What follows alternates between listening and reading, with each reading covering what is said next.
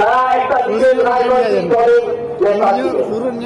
সেই দলটাকে খণ্ড খণ্ড করে লন্ড খণ্ড করে শেষ করে দিয়েছে। এখন রাজনৈতিক ভাবে অপ্রাসঙ্গিক হয়ে উঠেছে। সেই রকম হতকারী বিচ্ছিন্নতাবাদী নেতা ঝাড়খণ্ড মুক্তি মোর্চার অজিত মাহাতো অনেক লোককে হতকারিতা করে খুন করিয়েছে। আমি জোর করে বলতে পারি ওনার হতকারিতার জন্য অনেক আদিবাসী মানুষ মারা গেছে। সেই লোকটার কোনো দাম নেই। এখন বলছেন আমাদের ভাষা কুরমালি। তারাও সমর্থন করলো, তারা সুপারিশে সিলেকশন দিল।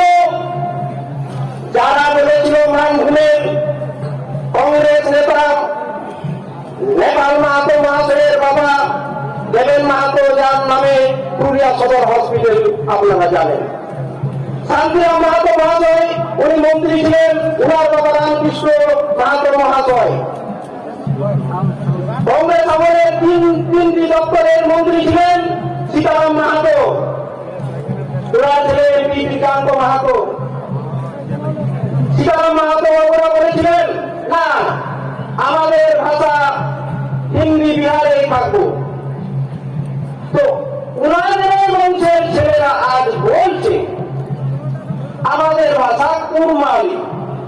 যখন ঝাড়খণ্ড রাজ্য তৈরি হল তখন ওনারা বলেন নাই আমাদের ভাষা কুরমালি ঝাড়খণ্ড রাজ্যের সরকারি দ্বিতীয় ভাষা হোক, বলেন না।